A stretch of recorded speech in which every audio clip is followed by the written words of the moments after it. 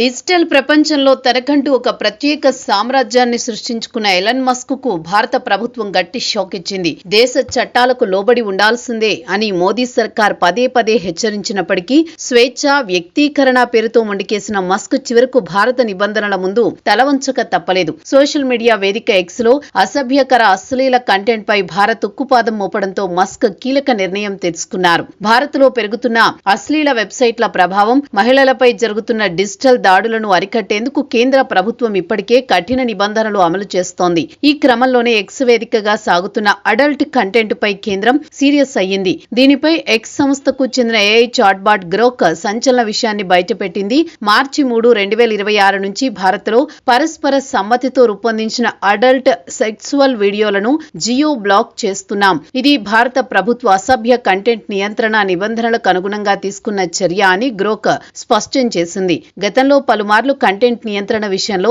Elon Musk భారత ప్రభుత్వంతో విభేదించారు. అయితే ఇంటర్నెట్ భద్రత, సామాజిక విలువల విషయంలో రాజీ పడే ప్రసక్తే లేదని కేంద్రం స్పష్టం చేయడంతో ఎక్స్ యాజమాన్యం వెనక్కి తగ్గింది. ప్రపంచ వ్యాప్తంగా అడల్ట్ కంటెంట్ కు అనుమతి ఉన్నప్పటికీ కేవలం భారత్ లో మాత్రమే దీనిని బ్లాక్ చేయడం గమనార్హం. జియో బ్లాకింగ్ చేయడం ద్వారా భారత ఐపీ అడ్రస్ల నుంచి అడల్ట్ వీడియోలు చూసే అవకాశం ఇక ఉండదు. ఇతర దేశాల్లో ఈ కంటెంట్ అందుబాటులో ఉన్నా అది కేవలం సెన్సిటివ్ ట్యాగ్ తో మాత్రమే కనిపిస్తుంది.